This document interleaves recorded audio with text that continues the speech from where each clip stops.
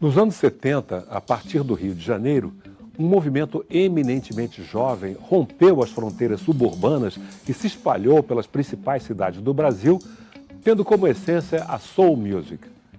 Foi um momento único em que milhares de jovens, em sua grande maioria negros, dançavam nos bailes das equipes de soul nos finais de semana. Curiosamente, isso causou preocupação aos órgãos de segurança, dado o possível direcionamento político do movimento black.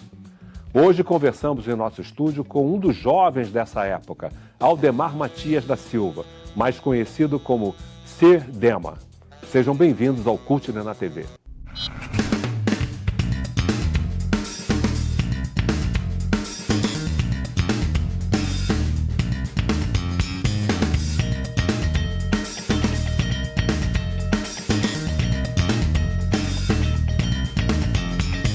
Nos anos 70, o subúrbio do Rio vibrava com o balanço da música negra ao som do James Brown e sob o olhar atento dos órgãos de repressão da ditadura militar.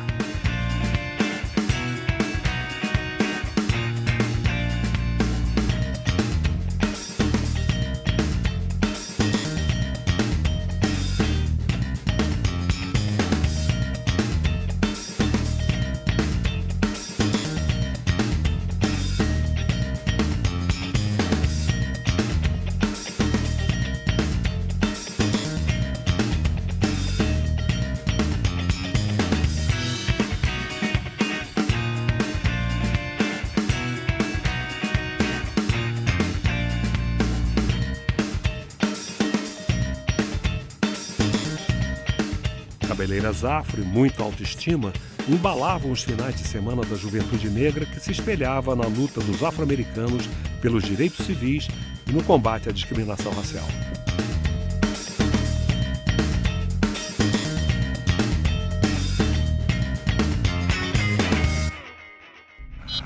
O nosso convidado de hoje é ativista social, discotecário, produtor, pesquisador e fundador do projeto cultural Clube do Soul, que tem como objetivo o resgate da identidade cultural da geração Black Rio. Como discotecário, na era pós-anos 70, vem atuando nas cenas nacional e internacional, tendo se apresentado recentemente na Europa e em festivais como o Free Jazz e o Rock in Rio. Temos o prazer de receber Sir Dema, Senhor Soul. Dema, como é que você entrou nesse mundo? Então, acho que no mundo dos anos 70, eu entrei como a maioria daquela geração. Nós ouvíamos rádio e ouvíamos os programas da Rádio Mundial, o programa do Big Boy, claro, né? O Papa. E eu fui num baile no Cassino Bangu, foi o primeiro baile que eu fui. Eu devia ter uns 13, 14 anos. Você lembra o DJ? Ah, não lembro. Eu lembro da equipe, que era a Laser, aí Soul Laser, que era do Robinho Paraguaçu, da família Paraguaçu. E aquele baile para mim foi marcante, porque era um garoto, a gente estava acostumado com as festinhas de garagem e tal, e chega lá no cassino e vê aquela multidão. Eu passei parte do meu tempo lá dentro do cassino tentando entender onde que eu estava. Então foi o primeiro baile que eu fui.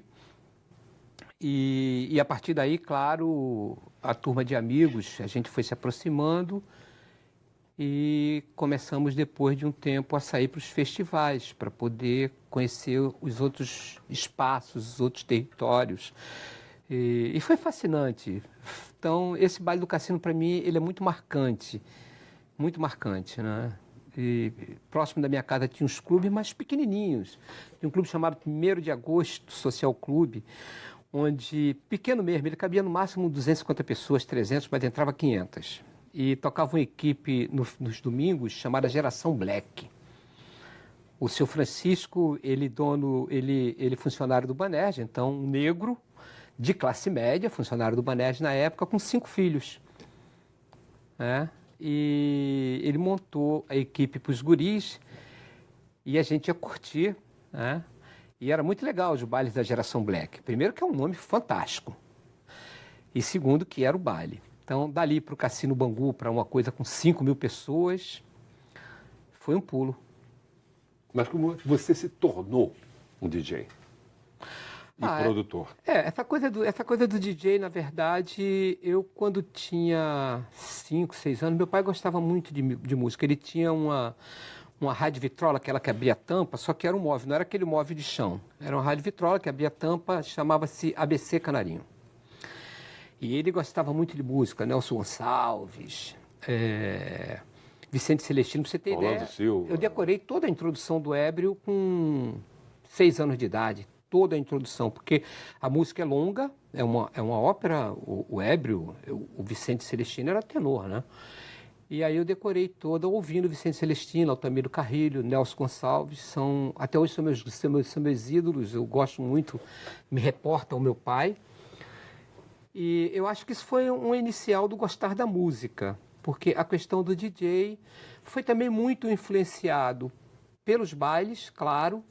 O palco é uma coisa que fascina. Se você não tiver domínio, inclusive, sobre ele, você é engolido por ele. Mas é uma coisa que fascina. E com o que a gente passou a ver, saindo de Bangu e indo para outras regiões, assim, a gente vai montar uma equipe também. A equipe tem que ter DJ. Então, eu tinha alguns poucos discos, né? Nós éramos muito pobres, eu e os meus amigos éramos muito pobres, apesar do bairro ter um perfil de classe média. Mas a gente juntou lá uns discos e um amigo que era sargento da PM, né? Marley. Ele depois estudou, tornou advocacia, ele falava, eu só estou aqui para me formar. Quando ele se formou, ele deixou a polícia e foi exercer a profissão de advogado. E ele montou uma equipe chamada Black Ponta. Então a gente dava baile lá no colégio, onde eu estudava, que tem uma quadra enorme. E a Black Ponta fez alguns bailezinhos locais, né? Que ano foi isso? 76, 75. O auge do movimento black.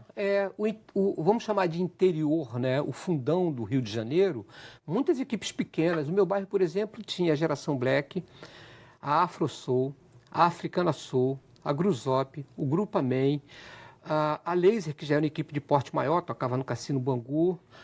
E a minha pesquisa remete para algumas outras, mas assim, sem muito. Tinha a Starsom. Então, tinha uma coisa que movimentava nas domingueiras uma galera no bairro muito grande.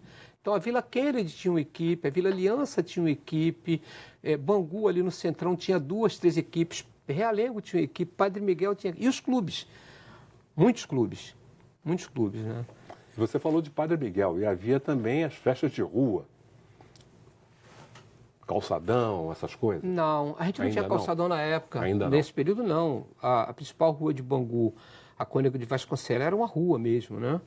O calçadão, ele vem nos anos 80. E as festas de rua, a festa junina era uma festa junina, então não tocava música estrangeira. No máximo, o mestre Timaya lá com o Coronel Antônio Bento, que a gente tocava. Sim, tocava direto e tal.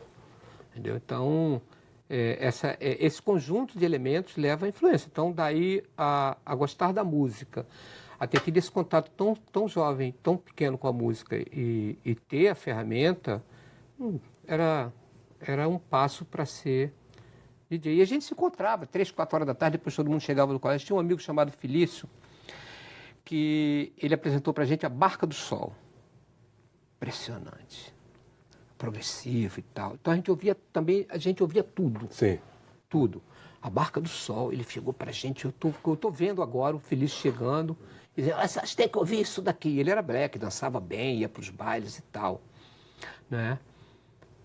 E depois ele nos apresentou Dionne Warwick. Ele chegou com o disco debaixo do braço, ele era um grande amigo.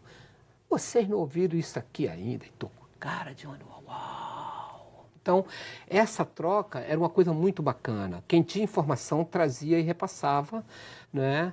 E isso daí foi o que foi criando o conhecimento necessário para...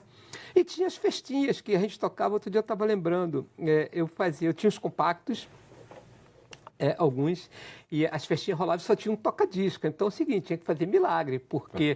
Para dar sequência.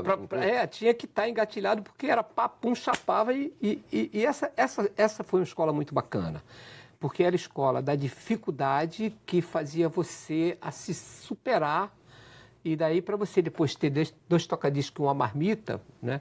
Se na marmita não tinha o mix, mas tinha a marmita, imagina você com um toca-disco, um monte de compactozinho nacional, não era buracão, e aí, pô, acabou de tocar aqui, e na festinha assim, tocou o Bill Haley e entra outra. E já tinha que entrar o Elvis, e depois tinha que entrar o James Brown, porque a festinha era festinha. Todo mundo levava o biscoitinho, o salgadinho, a sacanagem, e lá todo mundo tomava a Cuba Libre. E aí tinha que se virar, não tinha 2 toca-disco. Foi assim. Qual foi o grande momento nessa época para você? O grande que causou mais impacto para você? Olha, eu acho que os festivais das equipes de som foi um momento muito rico para mim. Porque eu não sei dançar. Eu não tenho ritmo. O meu sogro falava assim, eu não consigo entender. Meu sogro dançava muito. Minha sogra muito. E o meu sogro falava assim, eu não consigo entender como é que um cara que não sabe andar consegue manter a cadência da pista. Porque ele tinha que saber pelo menos contar, ele era professor de matemática, contar até 4, 1, 2, 3, 4, 1, 2, 3, 4, para ele poder, e você consegue fazer isso. Então, acho que essa coisa estava dada. E os festivais, para mim, foram momentos de muita observação. Eu não sabia dançar, então ou eu ouvia música e ficava olhando os DJs, observando as equipes, observando o que estava acontecendo. Às vezes tentando arrumar uma namorada, mas esses momentos foram muito ricos. Na verdade, para aquele momento, você sair de Bangu e ir até Rocha Miranda, né, à noite, pouca condução, problema de segurança tinha naquela época, como tem hoje. Tal. Menos, né? Muito menos. Menos. Mas tinha, né? Mas de qualquer forma você tinha a situação do país, que não era uma situação agradável para país nenhum, a gente vivia literalmente sobre uma ditadura, mas você sair de Bangu, era uma aventura sair de Bangu para chegar no Grêmio de Rocha Miranda. Eu tinha que sair da minha casa, pegar um ônibus até o centro do bairro, para depois pegar um ônibus do outro lado do bairro para poder chegar, porque era o ônibus que passava por Rocha Miranda, para chegar ali naquele território de Rocha Miranda. Então, foi um momento rico. E além, porque você conhecia outras pessoas de outros bairros, ali nessa questão da universalidade musical, havia uma interação, havia uma integração, era um momento de confraternização. Do lado de fora ficava tudo que podia ficar do lado de fora, então as rixas e tal. O baile era o baile, né? O DJ era respeitado, mas a gente foi a geração que ia atrás de caixa de som. Essa coisa do DJ acontece depois, mas naquele momento a gente ia atrás da caixa de som. O DJ era um elemento da equipe. Daquela equipe, né? É o lúdico. O baile é uma coisa lúdica. Você tem vários atores, né? O baile é o único lugar onde a plateia não é passiva, ela é ativa.